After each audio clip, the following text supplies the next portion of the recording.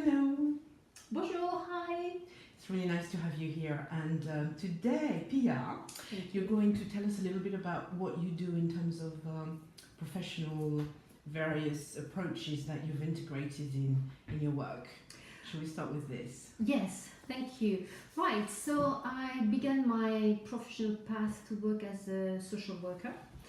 I was then working with women and children already, but more specific population like children at risk and refugees, asylum seekers.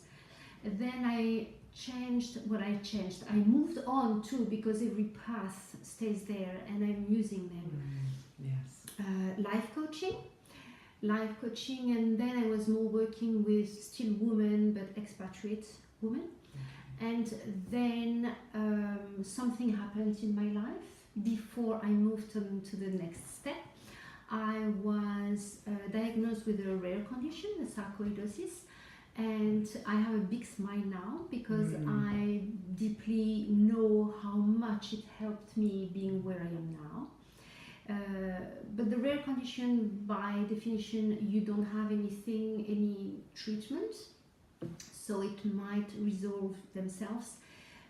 But anyway, this is when I consciously refused to take the medications the doctors told me I should be taking, and I was still being checked regularly by the doctors.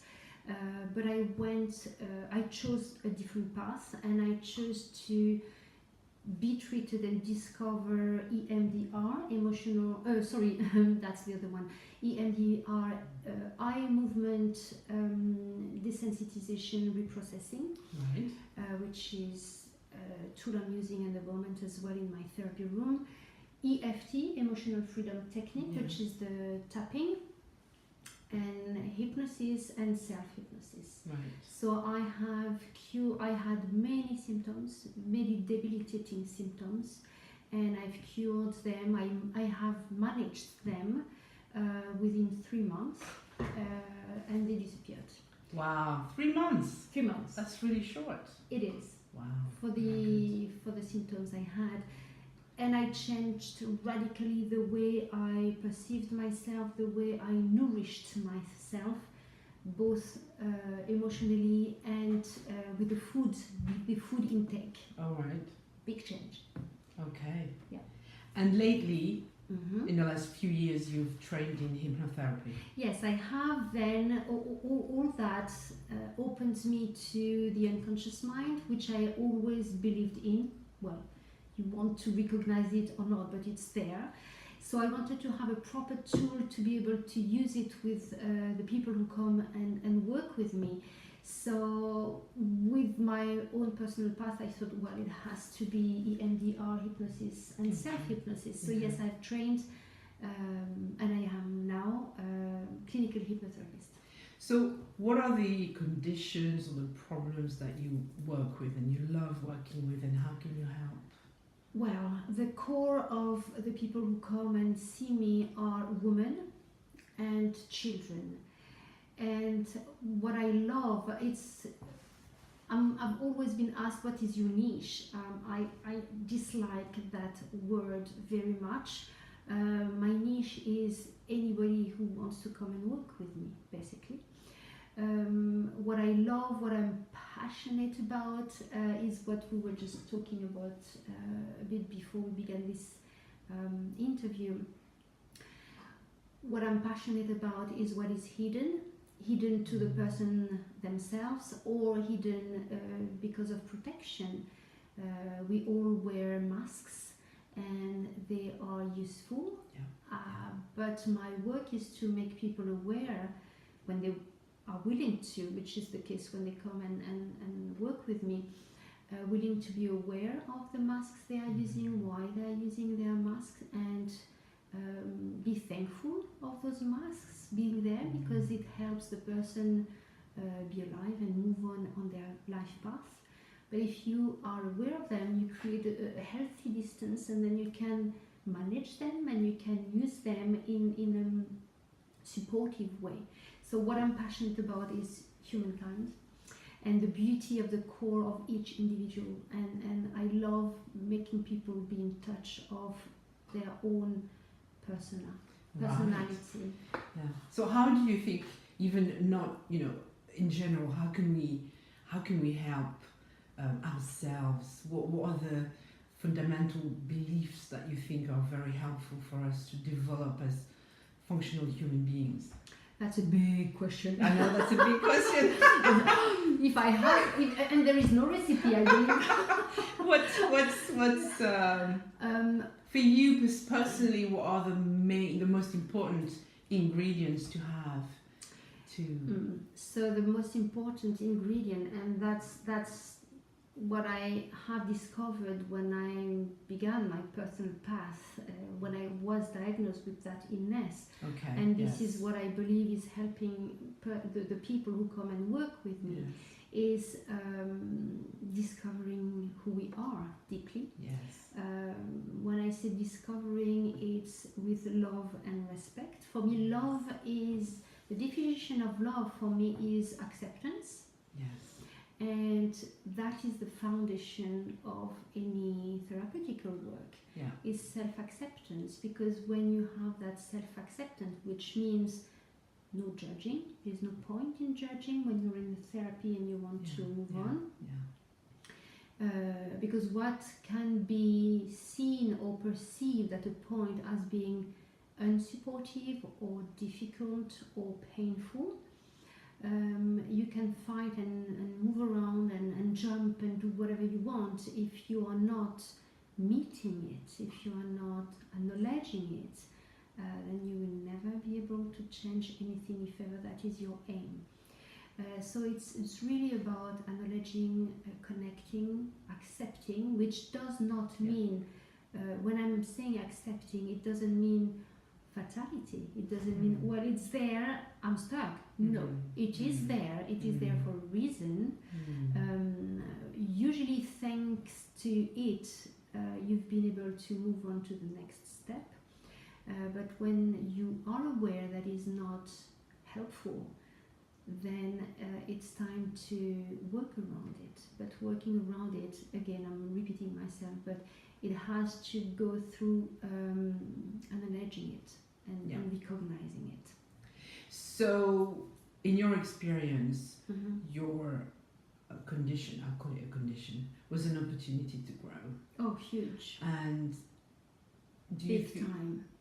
Have you found that people accept that as a way of looking at it, or is it one way that people will look at diseases or conditions of that, like that in general? First of all, I am convinced the hiccups or the difficulties we're going through in life are a way to learn, a way to lead to more awareness and to lead to more self-acceptance. So a way to be better and more coherent with ourselves, so with others. Are the people who come and see me aware of that? Not necessarily. People who come and see me are not at the best of their lives at that moment. Okay. They've probably been good before and they will be better after, but that when they come and see me, they are not the happiest people in the world. So when you're in that place of not being happy, of being in suffer, this is not the best time usually to have that distance and to recognize that the hell sometimes you're going through may help you connect with the next step. So usually the answer is no, not necessarily because people don't know about it or are not willing to accept that idea, but more because there is suffer. So you work with women and you specialize in women and children. What exactly is it that you would love to share with the world in terms of working with women? The beauty, the beauty of their souls. Yes, I'm working with women, not by chance, because I am extremely aware of womanhood socially, psychologically, medically, but working with women means for me very clearly working with men, working with humanity. Yeah. Okay, we are all linked, all connected. Yeah. So the question was, what do they come for? What is it in working with women that attracts you and appeals to you exactly? Right. Maybe what appeals to me more is I see the beauty in people. Everybody has a beauty. I'm deeply convinced of that. And the women I am working with very often are not aware. I'm not saying that men are not, right? But I'm talking about women because I work with women. Yeah. There is a lot of layers in a woman's life. And then I'm switching psychology to sociology, maybe more, with the representation. That's a big thing for me. The representation, the societal representation of women, cultural representation of women, what a woman should be, what a woman should do, how they should act. All that begins to be on their shoulders when they are maybe even not born. And women have to deal with that. A woman is supposed to be gentle, nice, soft, sweet, polite. When, I'm sorry, we're not all the time. We can be fierce, we can be wild, and we're not supposed to. We are supposed to be mothers and loving, and well, some women don't want to be mothers. Yes. It's super hard for them. Yes. We are, well, all that, and as a result, many women have stopped growing up, respecting themselves or loving themselves. The word guilt is huge in a woman's life. Am I allowed to? Is it okay if I do this? Can I behave like this? It's non-stop. It's constant. How about my body? Do I look good enough? Am I thin enough? It's a constant pressure. I need to achieve, I need to be sexy, I need to be a lover, I need to be successful in my job, I need to look good. Superwoman. Superwoman, super wife, super lover, super mother, super everything. Well, good news is, no, it's not possible, and that's normal. Yes, nobody can be. Yeah. No, it's just not possible. So the pressure is huge. And again, I'm talking about women, but it's the same for children, for men, in different ways. But the population I'm working with is women. So there is a huge pressure, and the women are extremely good at adding themselves pressure to be perfect, basically. Yes. So there is a counter movement, thank God. We begin to talk and to express the fact that, well, we are human beings with all the difficulties to be one, and the perfection, or something you may like to hear. Perfection is just the most, how can I say that? It's like a psychological torture, honestly. Nobody is perfect, first, even people who claim to be. And then if ever you were perfect, it would be absolutely scary for people around you and for your children, if ever you have children, because then how can they be? So would you say, I mean, we've spoken about this before, that accepting yourself, loving yourself is really, as you said, acknowledging all the aspects of who you are, even the not so nice aspects of who you are? It's, when you build a house, you need the foundation. If you want to change anything in your life, the foundation is self-respect, self-acceptance, and self-love. And then you can open to others. The metaphor, you can't serve a good tea to your guest if you don't have, if your teapot is not filled. If you don't fill in yourself, you can't offer anything else to your guests, to the people around you. And yes, to go to what you were saying, in hypnosis we call that parts. I mentioned masks before. Yes. It was a kind of a metaphor. Yeah. So they are, the way I'm talking to you, believe me, I'm not addressing my family in the same way. I would be much more silly and, and playing and playful. So I have my masks, which is voluntarily the one I'm wearing now, as someone Nadej is interviewing now. I have my mask or my hat as a therapist here. So the part, there is actually a specific tool in hypnosis which is called part therapy.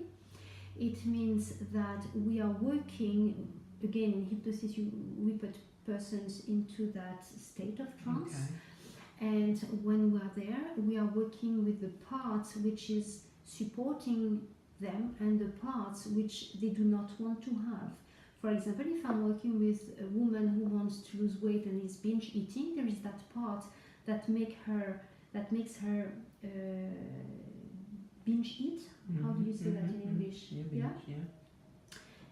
And there is the other part who wants to change. Yeah. Yes, who wants to change. So we will be working and we will be discussing with the two parts. Yeah. And there are other techniques we use the same idea. And so it's all about acknowledging the part that the person doesn't want to have anymore in their life.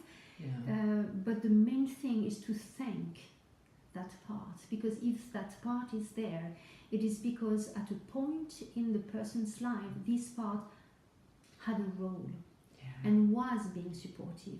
But then where they are now, because they do not want binge eating anymore in their life, that part has to step back. So thank you part for being there. Basically that's the way I talk with them. Thank you for being there. Thank you for accepting to show up today. But Mrs. X has different needs now in their life. Would you be willing to change your interaction in her life? And this is how we begin to talk. Yeah, that's beautiful. And then I let the parts negotiate between them. And they express themselves and they voice what they need to say. And I let them negotiate and find their way and build a new balance. And then I thank them both. And that's it. And that must work so amazingly well with children as well, because oh my God, if they were taught that at school, because already at school they are bombarded with so much stress and the idea of being rated good, not good, upper sets or lower sets, and that's compared. Yes. When you compare, there is always one which is higher and one which is lower. Always. So it is a reality of life as well. I'm not denying that. But again, to be able to face this at a point, you have to accept and respect whoever you are and whatever parts you have in your. Because whatever part, and this is true for addictions as well. If I'm working with someone who has alcohol misuse, again, if the alcohol is there in their life, even if it's an abuse, there is a reason for that. So we might go and find the reason. We might not go and find the reason, and just again say, thank you. You've been extremely helpful. But now your job is done, and Mrs. X needs something else in her life. This is amazing. Yeah, this is what I call everybody has a story, and within the context of the story, what they're doing is in total congruency. Always. And even if it doesn't feel congruent for us, of course, it's for them. Yes, and in hypnotherapy, the beauty. I'm using that tool for a reason. The beauty of it is if we want, we can go and find the roots, but we do not have to.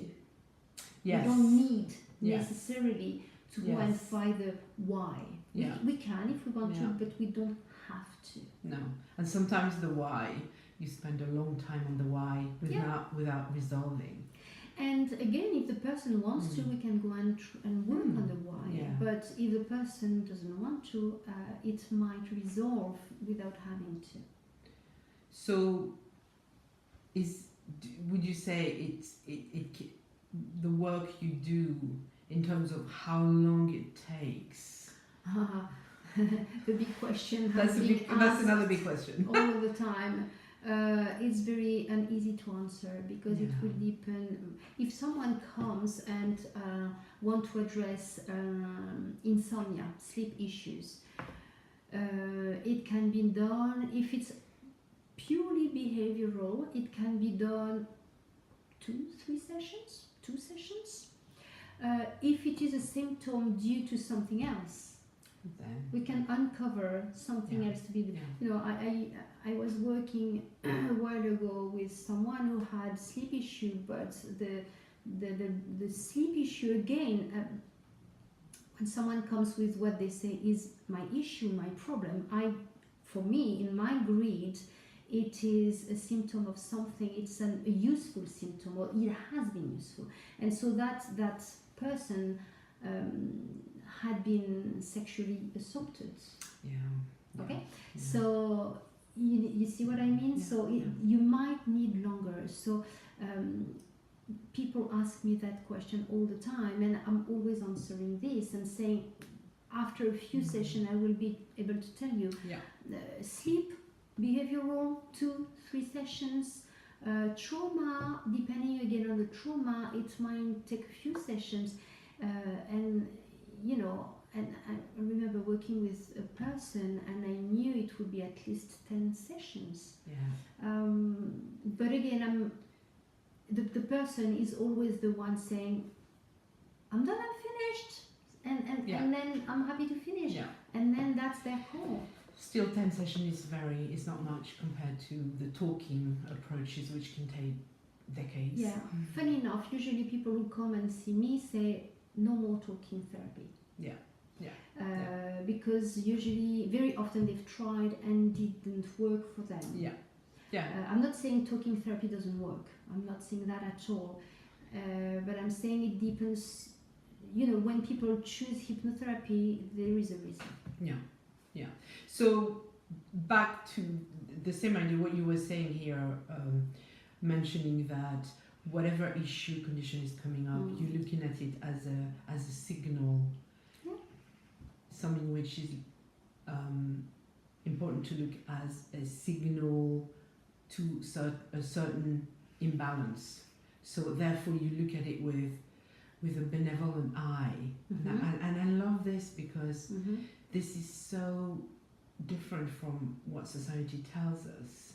And we are all brainwashed into thinking that when something doesn't work in our life, on some level, it's sometimes because of us, and we have the tendency to feel that guilt, and it's so easy as a woman to just go on and say, oh, yeah, because I'm not good enough, blah blah blah. So I love it. Could you talk a little bit more about this? Yeah. Because for some people for whom it's new, it's a lovely way to expand. I believe. It's not only hypnotherapy. Yeah, I hope yeah. it's therapy in Yeah, general yeah, to of have course, that yeah. approach. Yeah. How can I begin with that? Yes, even guilt. Guilt is a good thing. I mean, yes. for me, there is no negative and positive. Yeah. There is unhelpful at one specific moment, or helpful at one specific moment. Yeah. If ever in my life I have felt guilt at one moment, there was a reason for that. Yes. Okay, so if ever that guilt stops me from being, from doing or feeling or being what I want to be at that moment, that's when it needs to be addressed. Otherwise, why? If someone feels guilt and they don't want to look into it, we all have our own personal path. Yes. And I would never be judging that. Yes. You know. But what I believe is that if you're not happy, if you want to make a change in your life, then you have to look into what is happening. And if you have unsupportive symptoms, even unsupportive for me doesn't mean negative. That's the main thing. It's brilliant. It's so liberating. It's different. Yeah, it's so liberating for people, and a lot of people will be familiar with that, and some people want this idea of letting go of the negative emotions and actually bringing and accepting and even embracing or loving, if you can, everything which happens to you. This is, to me, a very important It's point. a core, and very often when I say that, people say, but then what happens if you have that acceptance? Nothing will change. No, everything can change. I love that. Yeah. That's a starting point, and you may have heard of mindfulness, and you may like it or not. Yeah. But it is now a recognized therapeutical path for particularly very heavy traumas, suicidal people. There is what we call the third wave therapies, which core is mindfulness, and they are being used for chronic stress, depression, high anxiety, suicidal people, which is quite a heavy symptoms. Yeah. And the thing is, and the beauty of it is, instead of focusing on the symptom, we just acknowledge it, we just accept it, we observe it, we, like curious kid, we observe it, we check what it does to us, what kind of emotion, where it is in our body, and by connecting, that's a way of connecting, but in a non-judgmental way, then you realize what it does to your body, and it's a very subtle approach. But research shows that it's working, so you like it or not. If you don't like it, well, just pass your way and do something else, and it's perfectly fine. But I am here to say and to affirm that it's an efficient approach. That's amazing.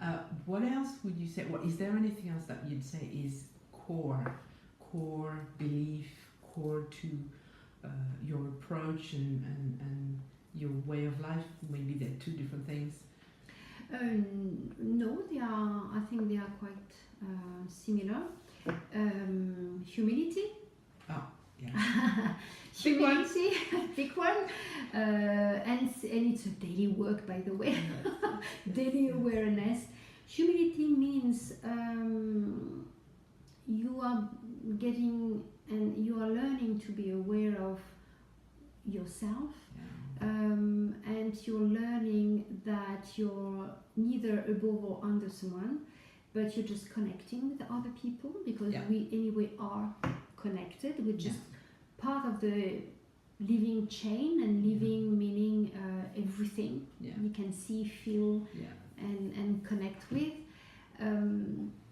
That's a big thing.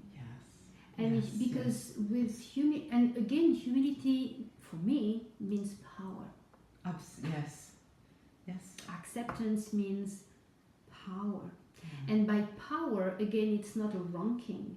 It's just being, accepting, and getting that, getting resources, being able to connect with inner and outer resources, so you can move on and be more at peace. Basically. Vulnerability. Vulnerability, yes. Thank God we are vulnerable. It's very important, because if we were not vulnerable, we would be like rigid. Because when we are rigid, when we don't want to consider something else, again, it's good. If you are like this and you're happy with that, that's perfect. Honestly, everything you need is in you. So if you're happy with that, there's nothing else to be looking for, except if you, like me, love to have questions with never one answer. But otherwise, and so being vulnerable means accepting that you don't have the truth, because what does it mean? For me, it means nothing. We all have our own reality and our own truth depending on our world, and all our truths are little bits being connected to each other. And being vulnerable means being open to the other. That's lovely, because again, humility, vulnerability, very often people will take them as signs of being weak. That's totally the opposite. I know, and that again is going against what society has brainwashed us, most of us, to believe in, and going to say, listen, being open, being humble, being vulnerable is nothing like being weak. No, not at all. I think from my own life path, Yes. because I've had that rare condition, I've been through pretty bad depression as well. And so when you are in those states of vulnerability, that's when you also learn about yourself. To learn about yourself and to get out of those states, you also usually need a hand. So if you feel yourself being that vulnerable, because it's like everything in life, you have a cursor and it depends where it is. If your level of vulnerability is really low, seek support. Yes. Seek support. Yes. But like, imagine somebody is watching this and that person is suffering from depression. What's the first steps you would advise if it's quite severe or depression? Recognizing it. Yes. Facing denial, Yes. if ever there is. And then there are so many types of depression. You have functioning depression, people who are smiley, go to work every day. There can be a big hole behind that. So if that person finds themselves with dark thoughts, when I'm saying dark thoughts, let's be clear, suicidal thoughts, or not being able to get up and function and eat properly, things like that, seek help. Yes, seek help. Seek help. You can go and see your GP if you want to. There are many things to be done, but if you do not do something, know that depression, there are so many causes. There are psychological causes, but there is food elements that are to be taken into account. There are genetics that have to be taken into account. Your own history of mental health, because depression is like you can have several episodes and they are adding to each other. So if you don't deal with them, instead of having that to deal with, you're going to have that to deal with after a few years. So it is important to acknowledge it and to deal with it. Yes. Whatever way you want, but. And you sometimes run courses, so people can go and see you for things like mindfulness and hypnosis in a group, or. At the moment, I will probably develop a group very soon. I'm super excited about it with a doctor, not far from here in Surrey, England. But at the moment I'm doing, am I doing only? Yes, at the moment I'm doing only one-to-one therapy. But that people, I guess, can always go on your website, check out what you've got going on, courses or... Yes, absolutely. And one thing I really wanted, and this is part of humility and ethics, I'm a bit of obsessed with ethics. That's good. I think it is very important. I'm a clinical hypnotherapist, meaning I'm dealing with people who can come and see me. I have a headache, I know my boundaries, I know my limits, and someone, for example, who comes and wants to be treated for headaches, very first thing is you go and you see your doctor and you are being checked. Because headaches can be so many different things, but there can be a condition behind. So I'm very, very much aware of my limits and will never begin to treat anyone if I have a question mark. That I've been trained for that and I have supervision, so I'm checking that. And if people come, and that's very often the case, and they have a treatment, never ever will they change the treatment without going and seeing their consultant or GP.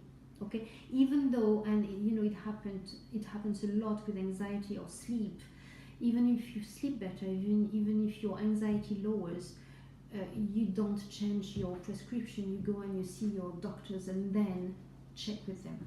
Okay. Very important. Very important. So I know you, and I feel you have a capacity to adapt to what is and be quite positive, or have the capacity to take things as they are and not go into the dramatic scenarios, whatever, you know, I would call, you know, the capacity to feel happy. What's important when we talk about happiness? What are the important components or Hope. Excuse me. Yeah. Hope, and this is a concept. If you want to be more, it's a concept that comes from positive psychology. It's hope is very, very important. When someone comes and see me, I always find, and I'm not making it up, right? Because if you make up something, then it just won't work because it's not real in the person's life. But I always find and try to work out where we can see, because the hope can be hiding, but it's there. It is there. So trying to tame the hope, finding where it is hiding. I've seen you. And then gently, with the time they need, making it bloom. Hope is, I don't know if it's possible for people who are listening to us, but if you just 1 second switch and think there is no hope, it's death. If there is no movement, no possibility, if there is no hope, there's nothing anymore. So hope is, I believe, is just very, very important to keep. I saw a quote yesterday talking about the crack in the heart is what allows the light to filter in. Absolutely. And I just thought it was beautiful. So you find the cracking in a person's organ or heart, or you know, there is I don't know how it's called, but in Japan traditionally when they have a ball, for example, made out of earth and it cracks. They fix it, and in the cracks they filled it with gold. So you have that ball and you have those cracks and there are lines of gold, beautiful, and I love that metaphor. I do too. Because that is when you have your cracks that you can then shine. And that's the whole beauty of a therapy and purpose of the therapy. You don't put the ball in the bin. No, you repair it and you put gold in the cracks. And you pull a lot of TLC, tender, loving care. Yes. Oh yes. Big And things. that's it. So that's amazing. that's such That's life. That's It is. life. Yes. Not always easy, but hope. Is there anything else you would like to share? Just saying that you were talking about where does the work begin. The work begins with self-acceptance and self-love. And I will never forget one day I was doing EFT with someone, and the base of his EFT is self-acceptance, self-love. And the person was crying and told me, I can't say it. You know, I love and I accept myself unconditionally, which is one of the sentences we might use in EFT. I can't say it. I say, okay, not a problem, that's fine, there is, you know, it's okay. What about we say, and the day I will love and accept myself unconditionally, or it could be, how about I could love and accept myself unconditionally. You just open to hope. And remembering that if we can't love ourselves, for some reason we were not shown. We just were not shown. There was no role model, and we just haven't learned. And there's nothing wrong. It's never too late. Never. You can start. Never. At any time, any age. Any age, any time. Absolutely never ever too late. No. To begin to feel more in peace and more coherent. Yes. I have a quote somewhere in my house which says, "It's never too late to have a happy childhood." Oh yes, and absolutely. It's reconnecting with the inner child is a big one. Yes. Reparenting is one approach. Exactly. very. So the name of your website? Hypnotherapy for women, with the number 4. So Okay. hypnotherapyforwomen.com. Okay, And you will find all the information there. great. And it's easier than listening to me because I'm always talking a lot. And you do podcasts and you Yes, post. I do podcasts. I do podcasts for people who are in therapy with me and people who are not in therapy with me. Many other things probably, but I don't have. So check you out. Check you out on your website. That would be easier. Great. Well, thank you very much, Pia. Thank you very much. And that was great. Yeah. Thank you. Goodbye. Bye.